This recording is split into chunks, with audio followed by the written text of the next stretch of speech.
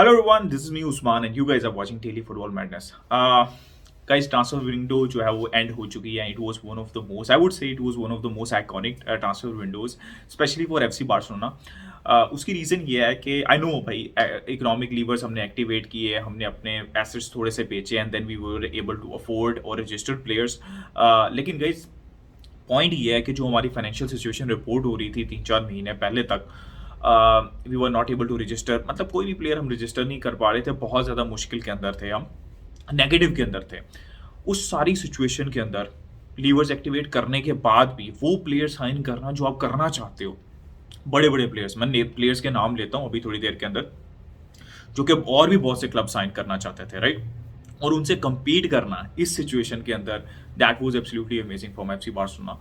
और काफ़ी चीज़ें अच्छी की हैं, सिर्फ साइनिंग नहीं की, जो प्लेयर्स गए हैं वो भी एक अच्छी चीज़ रही है, अभी अभी थोड़ी देर में डिस्कस करता हूँ. लेकिन आई वुड से कि यार बहुत गोटेड ट्रांसफर विंडो रही है बार्सिलोना की. ट्रांसफर विंडो तो अच्छी रही है, अब बार्सा परफॉर्म करती है कि नहीं, जो एक्सपेक्टेशन उनसे है दैट्स अनदर स्टोरी. उसको हम ऑब्वियसली सीजन के थ्रू आउट डिस्कस करते रहेंगे और उसको हम देखेंगे भी.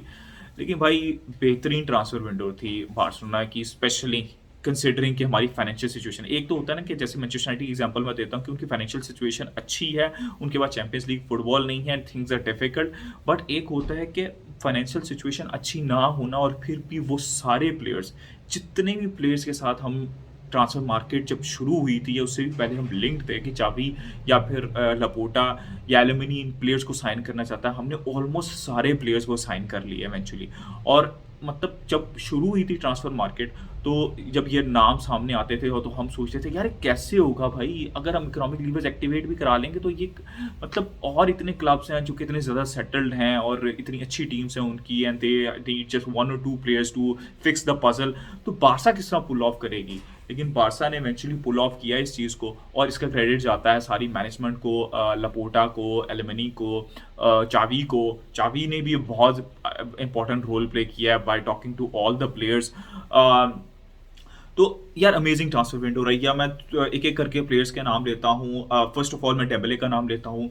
आई थिंक बारसा का stance transfer through out the transfer market बहुत अच्छा था कि भाई ये हमारी लिमिटेशन है, इतनी हम वेजेस दे सकते हैं, आपको देनी है दो. डेम्बले के केस में हुआ कि for looking for all the clubs, लेकिन कहीं पे ऑप्शन नजर नहीं है. इवेंचुअली बारसा का स्टांस, एलुमिनी का स्टांस, बारसा का, लपोटा का स्टांस ये था कि भाई यही ऑफर है, टेबल के ऊपर लेनी है तो लो, नहीं तो नहीं लो. Eventually Dembele signed and it was good for Dembele as well कि 2 साल का कॉन्ट्रैक्ट है, और बारसा के लिए भी बहुत अच्छी चीज़ थी ये कि 2 साल का कॉन्ट्रैक्ट है, वेजेस ज़्यादा नहीं है, and they got a natural winger, right, जो कि अगर फिट रहता है तो he can make the difference. तो ये सबसे अच्छी चीज़ बारसा ने इस ट्रांसफर मार्केट में ये की कि भाई किसी भी प्लेयर को, इवन लेवेंडोस्की भी आया, उसके ऊपर मैं डिस्कशन करता हूँ, लेकिन किसी भी प्लेयर को आउटरेजियस वेजेस नहीं दी जो पिछले बोर्ड देते थे. तो सबसे अच्छी चीज़ बारसा ने, और डेम्बले उसकी बहुत बड़ी एग्जांपल था कि वॉज डिमांडिंग, बहुत ज़्यादा वेजेस डिमांड कर रहा था, लेकिन Barca sticked to their guns, और फिर इवेंचुअली वही हुआ जो बार्सिलोना या एलुमिनी चाहते थे, राइट. तो that was one good thing कि बारसा ने जो एक ट्रेंड सेट किया for all the players, right, for not just Dembele, for all the players कि आपको आना है तो ये हमारा रिस्ट्रिक्शंस हैं और ये हमारी लिमिट है, आपको इसकी लिमिट के अंदर आना है तो आप आए, you are welcome at Barcelona. अगर आप बार्सिलोना के बैच के लिए खेलना चाहती हैं, अगर आप उस लिमिट के अंदर नहीं आते, you can obviously choose another club, right. तो फिर वही सारे प्लेयर्स आए जो कि बार्सिलोना में खेलना चाहते थे. जैसे रफीनिया की सिचुएशन थी, चेल्सी वर आफ्टर हिम, आर्सन वर आफ्टर हिम, लेकिन वो कम वेजेस के ऊपर बार्सिलोना आया बिकॉज उसको बार्सिलोना के लिए खेलना था, और that was an amazing deal, right. Raphinha की डील बहुत अच्छी डील थी जो बारसा ने की. लेवेंडोस्की, भाई कोई दुनिया का बंदा एक्सपेक्ट नहीं कर रहा हो कि लेवेंडोस्की इस साल बार्सिलोना के लिए खेल रहा होगा भाई, बट ये भी हुआ इस ट्रांसफर मार्केट में, ठीक है. Bayern were absolutely reluctant. They were not willing to sell, which is obvious for obvious reasons. भाई उनका इतना important player पिछले 7-8 साल का, they didn't want to sell him. But eventually Barca made that happen also. भाई Lewandowski Barça के अंदर खेल रहा है और 50 million it's already working. He's scoring goals. He will score goals और 3 साल के लिए बारसा में वो खेलेगा and he will score a lot of goals.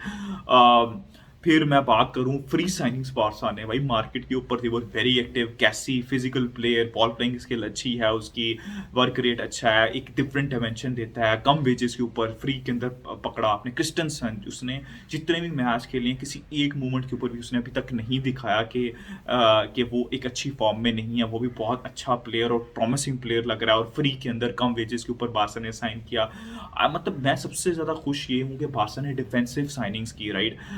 कुंडे जैसे, क्रिस्टनसन है, फिर बार्सा ने अभी अलोंसो साइन किया है, फिर बेलेरिन साइन किया। ऑल्दो फॉयत एक प्रायोरिटी थी लेकिन वो इंजर्ड हो गया, उसकी वजह से बार्सा को प्लान बी के ऊपर जाना पड़ा, which is good, which is very good कि बार्सा ने पैनिक नहीं किया कि यार फॉयत इंजर्ड हो गया, let's splash money on some other player. अगर कोई ऑब्वियस ऑप्शन नहीं है मार्केट में तो we will not go for those player. और ये सबसे अच्छी स्ट्रेटेजी होती है किसी भी क्लब के लिए कि यार अगर आपके टारगेट्स जो हैं, वो जो आप टारगेट जिस टाइप का प्लेयर चाहते हैं वो अवेलेबल नहीं है, तो फिर आप just not do not sign the player just for the sake of it.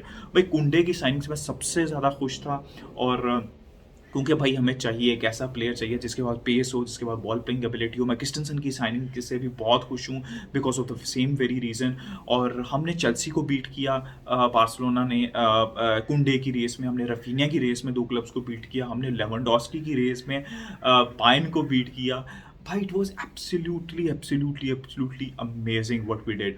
और एक और अच्छी बात, जैसे मैंने वेजेस की तो डिस्कशन की और हमने ये बड़े बड़े प्लेयर्स और ये सारे साइन किए, आपके सामने ही है सारे players, if I am not missing someone, I think I am not. हमने सारी, मैं फ्रैंकी डियोंग की डील की सिचुएशन तो बताता हूँ।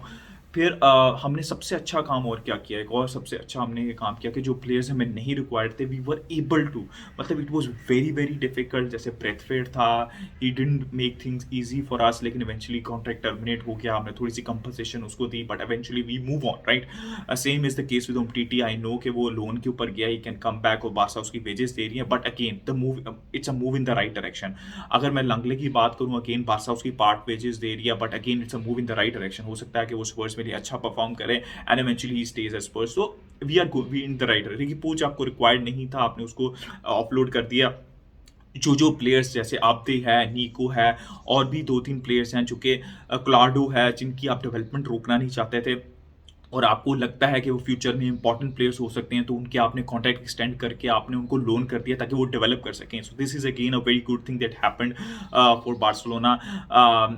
फिर आपने बहुत से प्लेयर्स के कॉन्ट्रैक्ट एक्सटेंड किए, यंग प्लेयर्स के, जिसके अंदर आई थिंक अंसु फाटी था, गावी था, गावी का भी आई थिंक इवेंचुअली होने वाला है या हो चुका हुआ है, I am not really sure. राहू है, और भी प्लेयर्स थे, तो आपने इनके कॉन्ट्रैक्ट एक्सटेंड किए, जो कि हमारा एसेट है, जो कि हमारा फ्यूचर हो सकते हैं आगे जाके, और जो हमारा प्रेजेंट भी है ऑब्वियसली।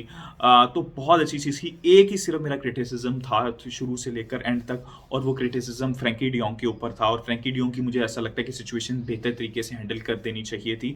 मुझे ऐसा लगता है कि फ्रैंकी डियोंग अगर डेफर्ड करा सकता था वेजेस, तो अगर हम शुरू से ही उसके पास जाते, obviously Bernardo is was not a bad replacement at all, लेकिन फ्रैंकी डियोंग को टच करने की जरूरत नहीं थी क्योंकि वो बहुत ज़्यादा सेंसिटिव मैटर है। और अभी आप देख रहे हैं उसके कॉन्सिक्वेंसेस यही हैं कि उसने अभी तक वेज कट नहीं लिया, बिकॉज बार्सा ने हमेशा से उसको ट्रांसफर मार्केट के पे रुका, कभी उससे पूछा नहीं था शुरू के 2 डेढ़ महीने के अंदर कि क्या आप वेज कट लेने के लिए तैयार हैं या नहीं तैयार। बस उसको आपने ट्रांसफर मार्केट पे रख दिया और सिर्फ मैनचेस्टर यूनाइटेड की ऑप्शन थी, which obviously was not great for Frankie de Jong, लेकिन eventually I'm happy because I always wanted Frankie to stay at Barcelona. And के ऊपर बर्नार्डो आ जाता तो again as I said always said कि it would have been icing on the cake, और मैं तो बहुत खुश होता इस बात पे। लेकिन मुझे ऐसा हमेशा से लगता था कि फ्रैंकी डियोंग अगर रुकता है तो बर्नार्डो सिल्वा प्रायोरिटी नहीं है हमारे फुल बैक्स, उसी वही पैसे आप अपने फुल बैक्स पे लगा लें और अपने राइट बैक लेफ्ट बैक के ऊपर लगा लें, मेरे लिए ये ज़्यादा प्रायोरिटी रहनी थी। बट बर्नार्डो एंड के ऊपर नहीं आया, और I think rightly so, it's okay भाई। आई थिंक मिडफील्ड के अंदर हम स्टैक हैं, क्योंकि फ्रैंकी कभी उसने कभी एक दफ़ा भी इंडिकेशन नहीं थी। आई रियली होप कि फ्रैंकी जो है वो वेज कट भी ले ले टू हेल्प द क्लब।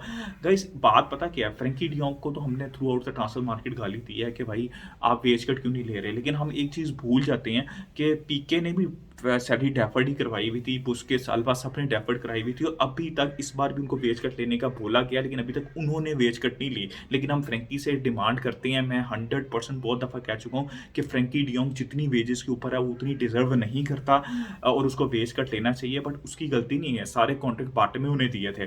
तो हमने बहुत सी चीज़ें ठीक की, सवाई की एक फ्रैंकी डियोंग की सिचुएशन को मुझे ऐसा लगता है कि थोड़ा सा बेहतर तरीके से हैंडल किया जा सकता था। लेकिन गाइस जब 10 चीज़ें अच्छी होती हैं तो एक चीज़ बुरी हो भी जाती है, but at the end of the day credit goes to Laporta, Alemany, Xavi. अब टीम जो है वो कोई एक्सक्यूजेज नहीं होने चाहिए। I know we have to be still patient, थोड़ी सी पेशेंस शो करनी है बिकॉज अभी टीम डेवलप होगी, लेकिन ला लीगा भाई इस स्क्वाड के साथ मिनिमम ला लीगा होनी चाहिए, बिकॉज दैट आप जो मर्जी कह लें, आई वुड बी सेइंग कि ओके ठीक है आप चाबी को और टाइम दें, दैट्स एब्सोल्युटली फाइन कि आप, it does not make sense कि आप एक सीजन के बाद ही मैनेजर चेंज करें गाइस, लेकिन भाई it would be consider a failure. Champions League की मैं बात नहीं कर रहा, मैं obviously I don't want to put unnecessary pressure, और इस तरह की एक्सपेक्टेशंस है भी नहीं मेरी। सिंपल मेरी एक्सपेक्टेशन है as far as transfer market जितनी हमारी इकोनॉमिक, जैसे मैंने कहा है कि गोटे ट्रांसफर मार्केट रही है, तो Barca should be able to compete and eventually win La Liga. ये बहुत अच्छा रहेगा राइट, ला लीगा जीतेगी बारसा और एवेंचुअली फिर next season they can even build more right. तो again I would say at the end सबसे अच्छी चीज़ कि बारसा जिन टारगेट्स के साथ लिंक थी वो सारे ऑलमोस्ट आ गए। बारसा जिन जिन प्लेयर्स की जो वेज लिमिट सेट किया था, सारे प्लेयर्स उस वेज लिमिट के अंडर ही आए हैं। The next thing that Barca needs to do is sort out PK situation, उनको आल्बा की सिचुएशन सॉर्ट आउट करनी पड़ेगी, उनको फ्रेंकी की वेजेस का सिचुएशन सॉर्ट आउट करनी पड़ेगी, उनको बुस्केट्स, आई थिंक बुस्केट्स का तो अभी कुछ मुश्किल ही होने वाला, वो रेफर्ड वेजेस हैं उसमें से अगर कोई वेज कट हो जाए तो हो जाए, वरना next year he would be leaving. तो बारसा के लिए moving on I think priority ये रहनी चाहिए कि next season they should be looking, priority के ऊपर they should be looking, obviously performance के ऊपर डिपेंड करेगा, हम मॉनिटर करेंगे परफॉर्मेंस सारे प्लेयर की, लेकिन अभी के लिए ऐसा लग रहा है कि बारसा को नेक्स्ट विंडो में राइट बैक लेफ्ट बैक की प्रायोरिटी बारसा की होनी चाहिए। और बुस्केट्स जा रहा है, अगर आपने सिंगल पिवट में खेलना है तो आपको एक सिंगल पिवट प्लेयर चाहिए, चाहे वो नोबन नेवेस हो, चाहे वो जुबमेंडी हो, but will have to wait and see. तो अगेन गाइज बहुत अच्छी विंडो रही बारसा की, और I am actually very very happy कि Barca were able to make all दो signings, and I am actually confident, क्योंकि ये एक्सपेक्टेशन नहीं थी एंड आई वाज एब्सोल्युटली मतलब मेंटली रेडी कि यार ठीक है बारसा फाइनेंशियली इतना अच्छा नहीं है तो उतनी ज़्यादा एक्सपेक्टेशन नहीं है, लेकिन भाई they have done a splendid job, और एक्सपेक्टेशन अब हाई हैं बिकॉज हमने रिस्क लिया है, कैलकुलेटेड रिस्क लिया है, हमने एक अच्छा मिक्सचर बनाया है टीम के अंदर जहाँ पे एक्सपीरियंस प्लेयर भी हैं और यंग प्लेयर्स भी हैं और मिडिल एज प्लेयर्स भी हैं। तो एक कैलकुलेटेड रिस्क है, it has to work minimum as a set की ला लीगा होनी चाहिए for the good of the club right, ताकि जब आप कुछ जीतते हैं तो रेवेन्यू आता है और यू आर ऑल सेट। और नेक्स्ट ट्रांसफर विंडो में अगर आप ला लीगा जीतते हैं और ये सारे प्लेयर्स रहते हैं और मेसी आता है, तो आप इमेजिन करें कि बारसा का रेवेन्यू कहाँ पे जाएगा। तो गाइस अभी ये तो एंड की वाली बात जो है वो मैंने बहुत अर्ली कह दी, लेकिन बहुत मज़ा आया यार ट्रांसफर मार्केट में, बार्सिलोना की स्पेशली, और बाकी क्लब्स की ट्रांसफर मार्केट के ऊपर तो हम बात करेंगे लाइव सेशंस के ऊपर, but this was FC Barcelona discussion. और रियली हैप्पी, आप अपने बताएं कमेंट सेक्शन के अंदर कि कैसी लगी आपको ट्रांसफर मार्केट बारसा की, क्या चीज़ें बारसा ने अच्छी की, क्या बेहतर हो सकती थी, और लाइक करें, सब्सक्राइब करें, शेयर करें। Keep enjoying football, until next time, it's a goodbye from me.